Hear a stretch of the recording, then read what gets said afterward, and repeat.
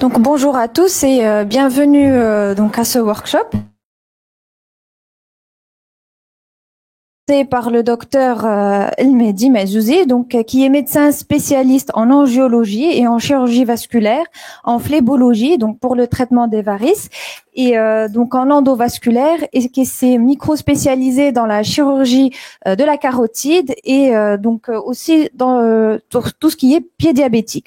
Donc aujourd'hui, il va nous parler d'un véritable problème de santé publique qui implique les médecins généralistes, les endocrinologues, les vasculaires. Donc c'est vraiment un sujet qui touche presque toutes les spécialités. Voilà, à vous la parole, docteur.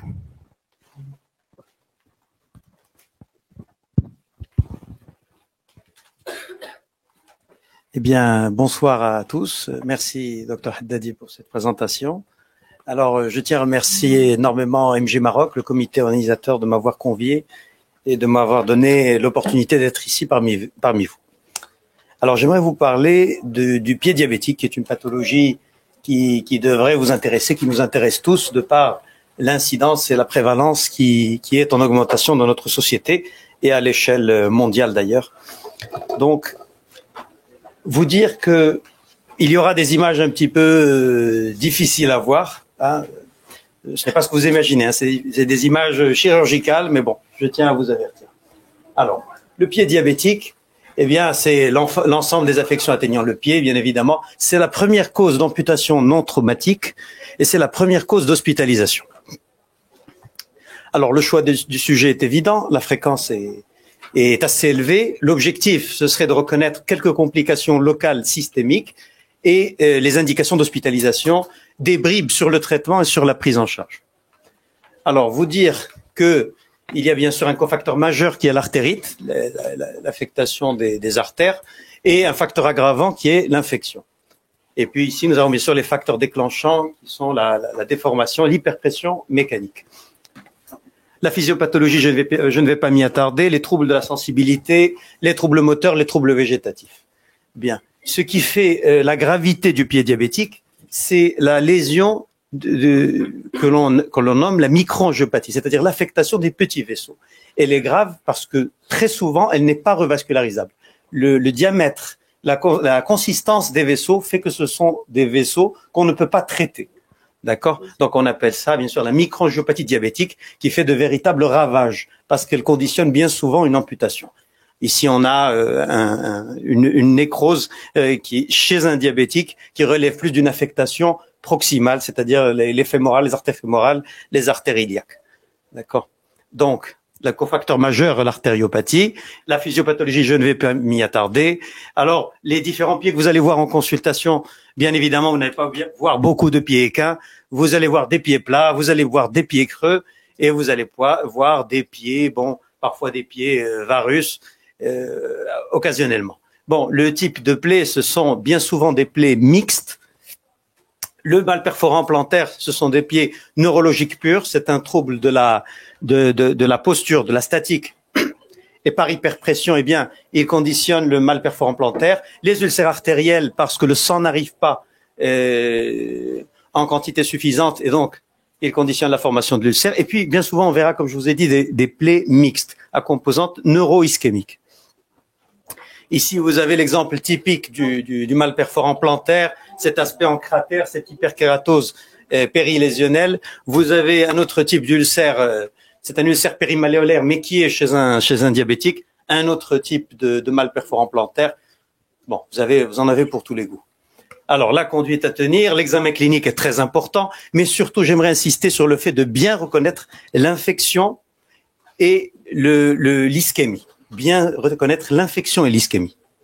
Bon, je ne vais pas m'y attarder non plus. Ici, pour vous dire que l'aspect du pied diabétique, c'est un aspect typique. La peau fine, fragile, glabre, sans poils. Hein, et vous avez des pieds avec cet aspect. S'il y a un mal perforant au niveau du cinquième orteil, ici, c'est une nécrose de l'avant-pied. C'est pour vous montrer un petit peu l'aspect de la peau sèche. Et ici, vous avez un autre type Alors attention, ici je voudrais vous dire que, par cette expression, cette fameuse expression, un train peut en cacher un autre, vous dire que parfois des lésions qui paraissent bénignes, comme c'est le cas ici, on voit une lésion superficielle qui paraît tout à fait normale, pas de problème, on l'envoie à la maison, et puis quand on la nettoie, on voit déjà autre chose, et ici on voit l'exposition de la phalange distale, et donc il faut suspecter quand on voit cette image d'une ostéite ou ostéomyélite. Et ici c'est une phrase que j'aimerais bien que vous reteniez, c'est que to probe to bone, c'est l'expression qu'on utilise pour contact osseux avec une pince ou avec un autre instrument, est synonyme ou suggestif d'ostéomyélite jusqu'à preuve du contraire. D'accord? Ici, bon, c'est pour vous dire que ça fait aussi partie du pied diabétique. La gangrène humide, la cyanose fixe, ce sont des patients diabétiques aussi. Alors ici, le test du monofilament, il s'agit de faire coucher le patient des cubitus dorsal et de lui demander de fermer les yeux et de lui toucher les orteils avec ce filament et de voir s'il ressent ou non la pression. Le pouls, la palpation du pouls pédieux tibial postérieur, c'est fondamental. Hein. Bon, ici avec ce tableau, c'est pour vous faire retenir une autre petite phrase qui est « la péronnière, c'est la grande salvatrice ». Dans le pied, nous avons 3 axes qui constituent l'axe jambier, 3 artères, l'artère tibiale antérieure, l'artère tibiale postérieure et l'artère péronnière. Bien souvent, l'artère péronnière chez le diabétique est épargnée et elle est suffisante à elle seule pour maintenir la perfusion du pied. Je vous montre un exemple. Ça, c'est un patient que j'avais reçu en ischémie critique avec une abolition, une amputation des 3 axes jambiers. Vous voyez qu'il n'y a pas de continuité. Ici, on a réussi à faire une recanalisation. Je vous avoue que ça a été par miracle et que ça a pris 2 heures. C'était presque plus redevable de la chance qu'autre chose. Et on voit ici la continuité de l'artère péronnière. Il y a une petite vidéo. J'espère que je pourrai l'ouvrir.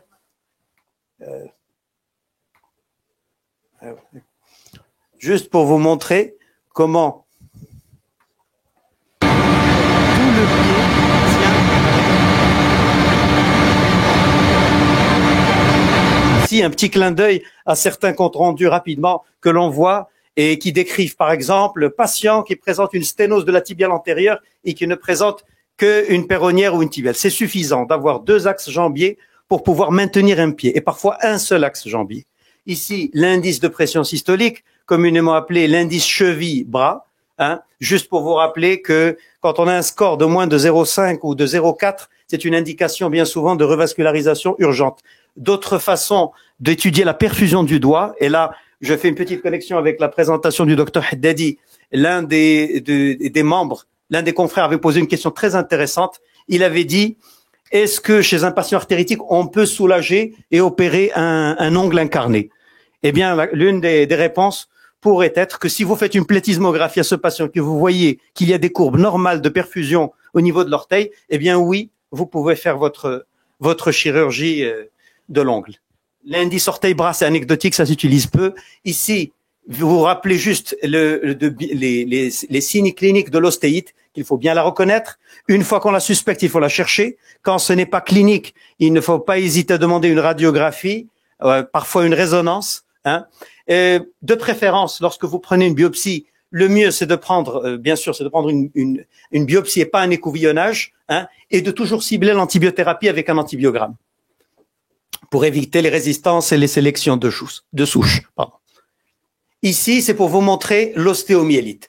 Ici, on a un patient qui a traîné ce mal perforant plantaire au niveau du premier rayon sur 4 mois, hein, sans aucun résultat. Alors, j'ai décidé de lui faire une transmétatarsienne. Et ici, je vous ai pris cette jolie photo pour vous montrer ce que c'est une tête de métatarsien avec de l'ostéomyélite. C'est-à-dire, on voit que c'est une tête qui n'est pas lisse, c'est un os qui n'est pas lisse et qui présente des petites concavations. D'accord? Donc, c'est une chirurgie qui se laisse ouverte, ce qu'on appelle une cicatrisation par 2e intention. Hein, et vous voyez le résultat quand on fait les soins appropriés. Alors, la classification de Wagner, c'est l'une des classifications que j'utilise. Elle est ancienne, ce n'est pas la plus récente, mais c'est l'une des plus faciles, à mon sens, pour pouvoir classifier la pathologie. Ici, je vous ai simplifié en vous faisant remarquer que le grade 4, qui est la gangrène limitée à l'avant-pied, et le grade 5, qui est la gangrène étendue, c'est-à-dire à partir du mi-pied et du talon, sont des grades qui ont une haute proportion à finir en amputation. D'accord? Alors ici, vous avez un exemple d'un pied diabétique que vous jugeriez grave ou pas grave. Qu'est-ce que vous diriez? C'est un pied très grave, c'est un Wagner 5, comme vous avez dit, d'accord? Et vous pensez que ça va finir en? Très bien. D'accord. Je vous ai averti. Je vous ai averti. Wagner 5. Ici, on a un autre pied. Et je pense que vous jugerez aussi que c'est grave. Mais la différence avec l'antérieur, c'est qu'on a une affectation de l'avant-pied.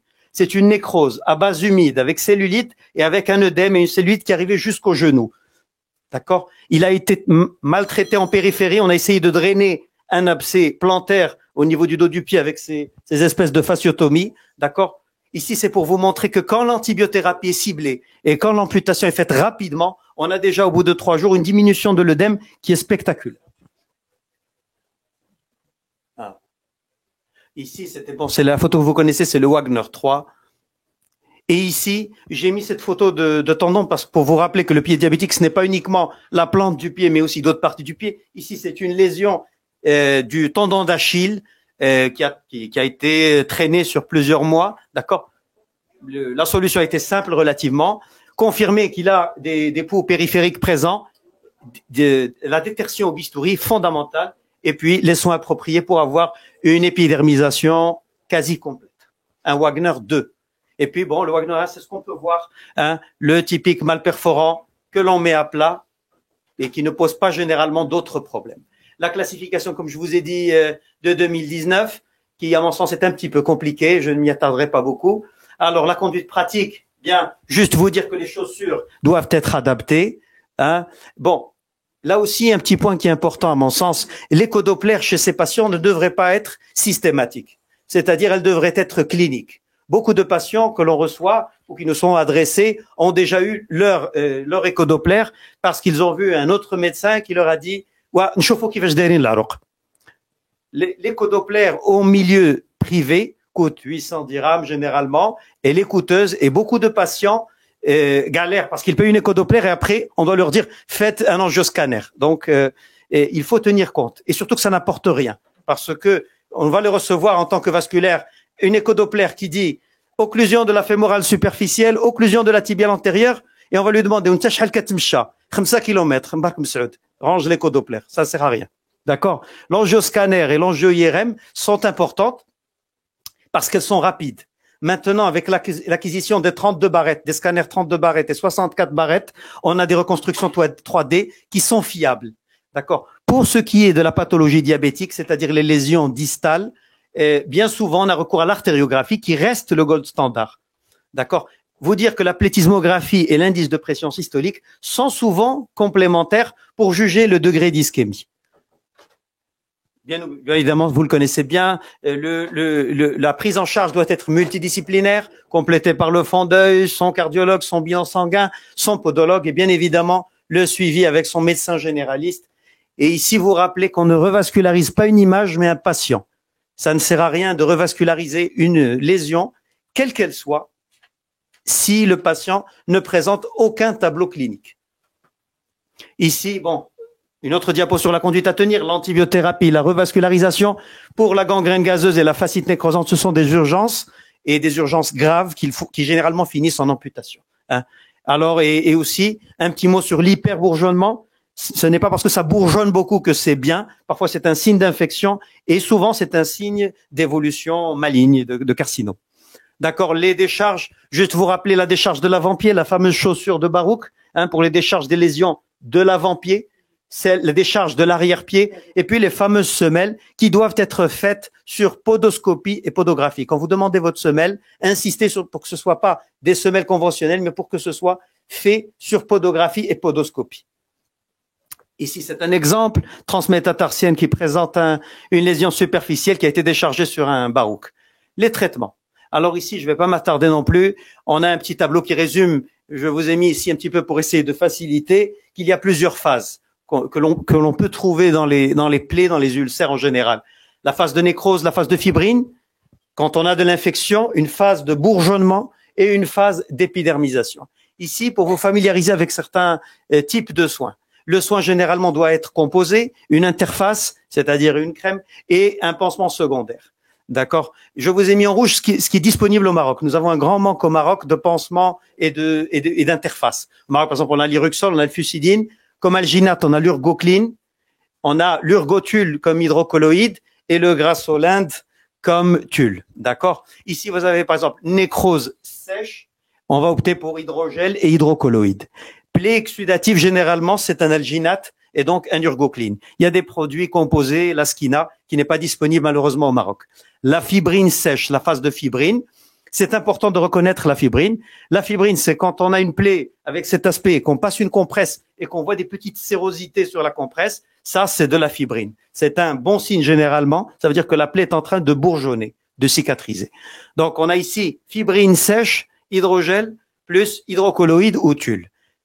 Fibrine humide, comme pour la phase de nécrose, un alginate.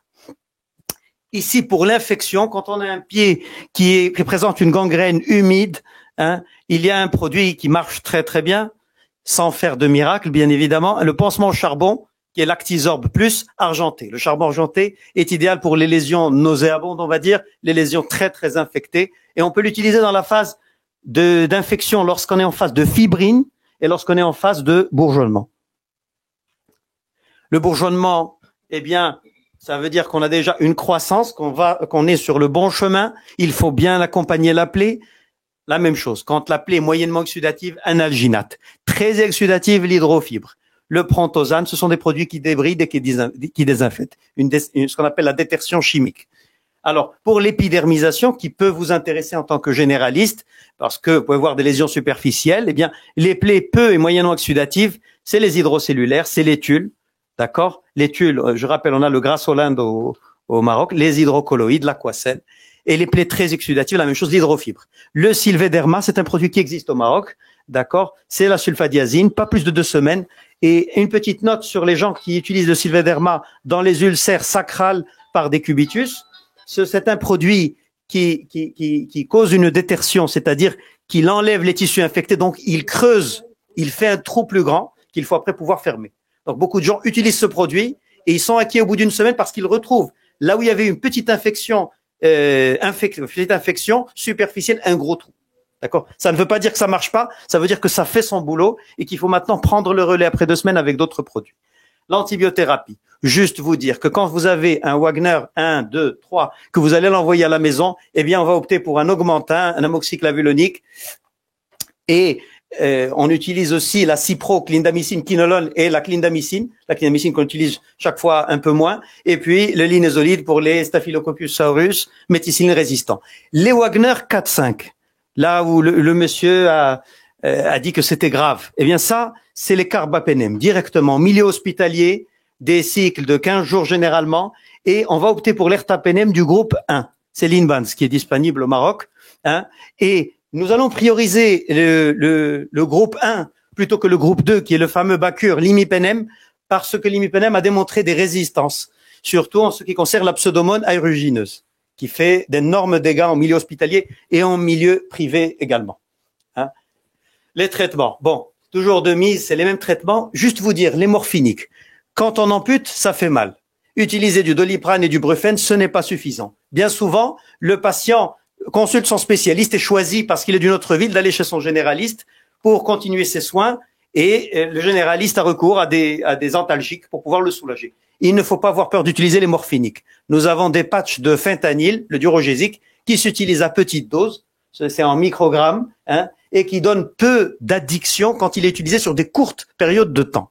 Et aussi vous rappeler que ce genre de traitement n'est pas un traitement définitif. Ce sont des traitements qui font office de relais. C'est-à-dire qu'au bout de 2 semaines, quand le patient va passer de sa phase de bourgeonnement à sa phase d'épidermisation, eh bien, il n'aura plus besoin de morphine. Ne pas se contenter d'un équilibre glycémique, on va dire à la baisse, mais d'une hémoglobine glyquée optimale. C'est-à-dire que, bien souvent, on entend cette phrase, الطبيب ديالي شاف عندي 15 ديال الخزان ودابا جيت لعندو ب 13 كيقولوا الحمد لله. Non, ما كانش الحمد لله pour autre chose, mais ça, il continue à dégrader son patrimoine vasculaire, qu'il soit périphérique ou qu'il soit central. D'accord? Insister sur le sevrage tabagique, bien évidemment. Là, c'est un exemple d'un patient qui était assez difficile, qui est venu avec une nécrose de l'avant-pied, qui présentait des lésions mixtes, lésions avec une aorte comme vous pouvez le voir. Et ce patient, on a eu besoin de lui faire un indice de pression systolique qui a montré qu'il pouvait bénéficier de ce qu'on appelle une dilatation sélective des troncs tibio-péronniers, c'est-à-dire on parle d'axe jambier. Ici, il y avait une lésion, on a eu recours à un ballon et il y a eu la dilatation, d'accord?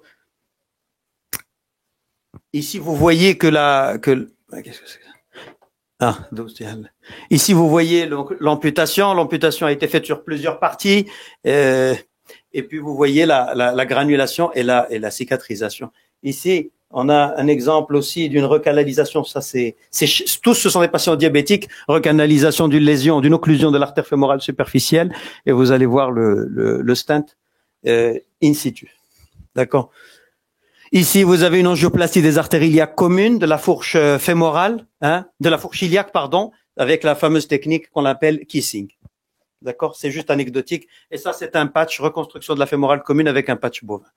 Alors, pour les amputations, c'est un échec du traitement conservateur. Il y a une jolie expression que j'aime bien, qui est utilisée par les avocats en général. Ils disent, vous avez échoué dans votre mariage, autant réussir votre divorce. C'est exactement le même cas.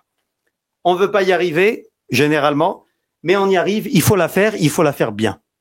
Alors, la plus distale possible, bien évidemment, et elle est conditionnée aussi par le patrimoine vasculaire du patient. C'est-à-dire que nous suivons le territoire alimenté pour amputer. Si le sang arrive ici, eh bien, nous pouvons nous permettre d'arriver là. Si le sang n'arrive pas ici, eh bien, il faut monter. D'accord? Alors, souvent, une amputation infracondylienne en dessous du genou est meilleure qu'une Chopard ou Lisfranc, des amputations de l'avant-pied non fonctionnelles. Nous recherchons la fonction. Et avec cette phrase, je pense que tout est résumé. Toute amputation à visée non fonctionnelle reste une mutilation. Vous pouvez pas faire une amputation d'un demi-doigt, ça ne sert à rien. Il va décharger ce doigt, il va le casser en 2 jours. D'accord. Ici aussi, je vous ai montré quelques petites complications de chirurgie, des complications qui me sont arrivées à moi personnellement. C'est un patient qui présentait des lésions sévères, très détériorées. L'amputation a été choisie la plus conservatrice possible parce qu'il y avait une pression familiale. C'était un patient VIP. Et malheureusement, ce patient, au bout de 2 semaines, a mal évolué. Il a présenté une malnutrition sévère, un alitement. C'est pour vous dire que ces moignons, non seulement il faut utiliser pour l'amputation des caractéristiques techniques, mais il faut utiliser aussi des caractéristiques générales, sociales, parfois. Il n'a pas dû être amputé, mais bon, il n'a pas pu prothétiser, bien évidemment, ce moignon. D'accord. Un autre problème, c'est un patient qui présentait une nécrose distale. Un patient, quand on lui a fait son angioscan, montrait des lésions des artères très sévères. Comme vous voyez ici, la pire image que l'on peut voir point vasculaire, c'est ça. C'est ce désert, ce qu'on appelle le désert vasculaire. C'est-à-dire que vous voyez qu'il n'a absolument rien en distalité. Rien ne sert de le revasculariser ici. Ça va s'arrêter ici. Et donc, on a eu recours à une amputation supracondylienne. Vu que la perfusion, on n'a pas pu le revasculariser, c'est un patient très très malade. Vu qu'il n'avait pas assez de sang, il a fait une déhiscence qui a été soignée, fort heureusement. Et puis, il a fait une autre complication qui est assez rare, je dois le dire. Ce patient présentait un AVC avec une posture assez atypique du moignon, c'est-à-dire qu'il gardait son moignon comme ça durant des mois. Et au bout de 3 ans, il est revenu avec cette petite lésion de par la tension musculaire. Vous voyez ici ça c'est le fémur. C'est le fémur, c'est la rétraction des muscles et le fémur qui est sorti. Donc, il a dû être repris et on a vu au bloc qu'il y avait une croissance osseuse qui était atypique en plus du décubitus. Bon, ça a été repris par une plastie et il va bien. Ici, c'est une amputation que je n'ai pas faite, qui a été faite en France. Et c'est pour vous dire ce qu'est une amputation non fonctionnelle. Cette amputation ne sert à rien. Elle a été vue par plusieurs réhabilitateurs et ils n'ont pas pu la prothétiser. Vous voyez les caractéristiques, le fameux bec. Nous recherchons toujours un moignon matelassé pour pouvoir l'adapter à la prothèse. Et ça, c'est ce que nous recherchons exactement. C'est un jeune patient c'est une amputation traumatique. C'est-à-dire que c'est un moignon atypique. Nous ne devrions jamais faire un moignon de cette caractéristique. Mais c'est pour vous montrer, utilisé par un ami à moi, ce que nous recherchons chez ces patients exactement.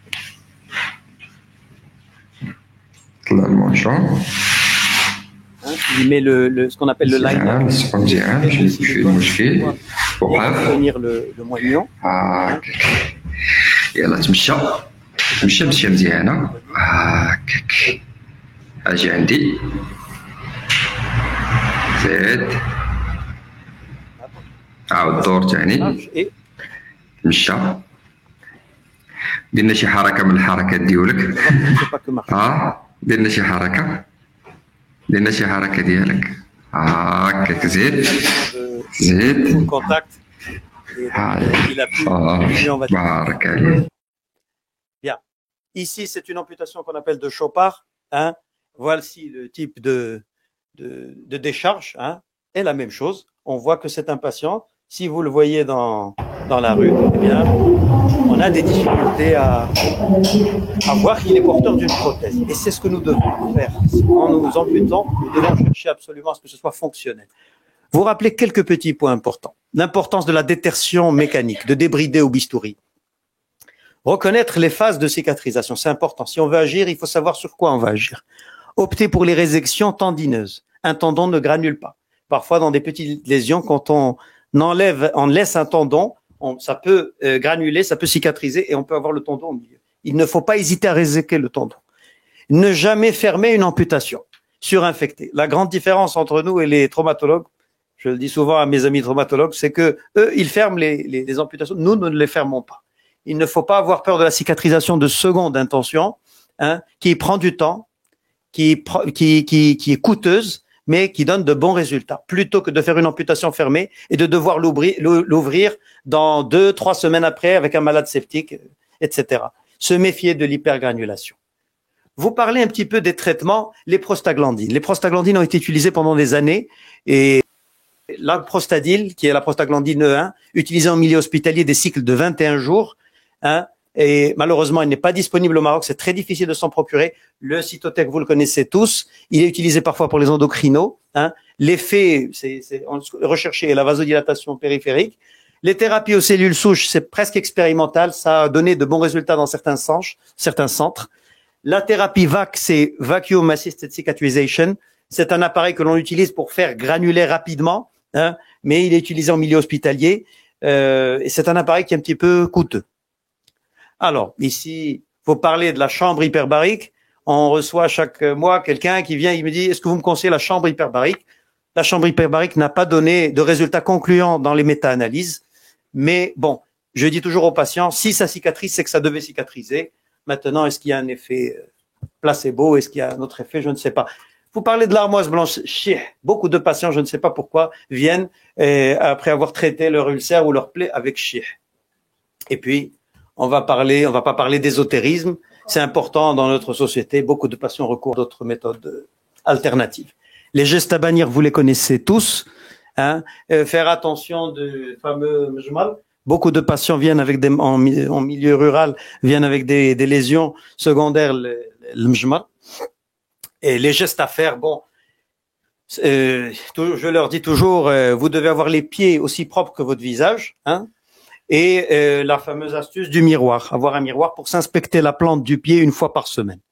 Hein. Les semelles, les chaussures adéquates.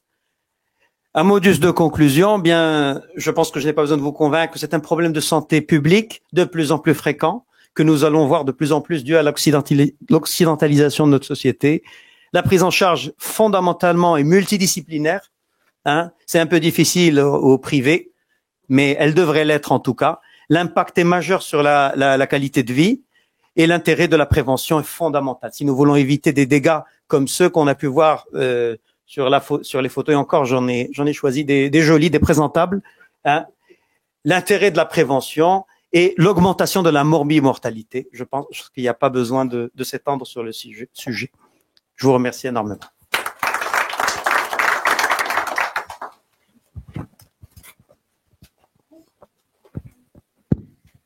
Donc merci beaucoup Dr Majouzi pour cette présentation très succincte, très pratique. Donc j'ai beaucoup aimé donc la classification Wagner qui nous permet de voir en fonction du stade de l'infection et éventuellement la prise en charge. Donc nous allons voir s'il y a des questions dans la salle. S'il y a quelqu'un qui a une question en particulier, oui. J'avais juste une question par rapport à l'indication de la cicatrisation de seconde intention. À part une blessure infectée, est-ce qu'il y a une autre indication? Ou bien il faut fermer le... Généralement, c'est une bonne question. Généralement, c'est l'infection. Parce que, comme vous pouvez l'imaginer, nous recherchons toujours, en tant que chirurgien, à fermer la plaie le plus rapidement possible. Parce que c'est une source d'entrée d'infection. Mais quand vous avez une plaie qui est déjà très infectée, on peut contourner, on va dire, cette nécessité. Et donc, on laisse une cicatrisation de deuxième intention. Mais si vous avez une plaie propre et une plaie qui n'a pas de problème de tension mécanique, une zone d'appui spécifique, il vaut mieux chercher à avoir une continuité, c'est-à-dire à faire une cicatrisation avec une cicatrisation de première intention, c'est-à-dire via fermeture. Il faut toujours la chercher en premier lieu. Y a-t-il une autre question dans la salle? Oui. Merci beaucoup pour votre présentation. Vraiment, elle était très explicite, malgré que, comme vous l'avez dit, les photos étaient un petit peu difficiles à voir, sincèrement. Moi, je fais le parallélisme avec les escarres. Donc, c'est pratiquement la même prise en charge, sauf que là, il y a bien sûr question d'amputation, etc., parce que c'est terminal, c'est des artères terminales. C'est une bonne question. L'escar, il y a aussi un processus d'hypoperfusion qui est de cause mécanique. D'accord? Le décubitus. Mais donc, il y a beaucoup de points communs, effectivement, dans la détertion, la façon de débrider et dans les pansements. Il y a énormément de choses en commun. Maintenant, bien sûr, nous n'allons pas chercher à revasculariser. Généralement, le décubitus ne se revascularise. Généralement, au niveau des talons, ça peut nécessiter la revascularisation. Ça va être des lésions. On va retomber dans les lésions mixtes. Hein. Mais par exemple, un ulcère sacral, on va pas chercher à revasculariser, bien évidemment, mais on peut prendre, bien sûr, les types de soins. Ça correspond totalement dans c'est-à-dire la détertion, avoir un tissu propre et appliquer notre soin sur un tissu propre. D'accord. Je vous en prie. Merci. Y a-t-il d'autres questions dans la salle pour le docteur Medouzi? Oui. Lors de la surinfection, lors de l'amputation, au lieu de s'exposer au risque que présente la cicatrisation secondaire, il ne suffirait-il pas juste de monter un peu plus haut lors de l'amputation et éviter Moi, je suis d'accord, mais les patients veulent pas. Moi, je suis d'accord. Mais vous savez, quand on voit, et je vous ai dit avec une complication que j'ai eue, c'est un malade à moi, le fameux moignon qui a fondu. Comme je dis, le moignon qui a fondu au soleil. Les patients, et c'est normal, veulent préserver chaque centimètre carré de peau. Et c'est tout à fait normal. Imaginez que ce soit votre père ou un membre de la famille. Personne ne voudrait Donc, bien évidemment, la solution de facilité, c'est que j'ampute en haut et je suis tranquille. Par contre, je vous rejoins quand je vous ai dit que certains patients, par exemple, le fameux patient qui a eu le moignon fondu, ce patient aurait bénéficié d'une amputation plus haute dès le début. Peut-être que j'aurais dû aller plus haut dès le début. Ça lui aurait évité des soins, ça lui aurait évité, et de toutes les façons, il n'allait pas être réhabilité. Donc, effectivement, ça peut être de mise, mais bon, généralement, on essaie d'être le plus conservateur pour le patient, pour nous, et puis surtout pour les gens qui nous l'adressent. Généralement, de par mon humble expérience, le médecin qui vous l'adresse, quand c'est pour une amputation, toujours comme ça. Personne ne dit et allez-y à fond, ce serait même dangereux. Merci. Donc s'il n'y a plus d'autres questions dans la salle, donc voilà. Merci. Donc merci beaucoup, Dr Medouzi, pour cette présentation très pratique. Donc nous avons donc un petit cadeau pour vous. Donc souvenir de MG Maroc. Merci.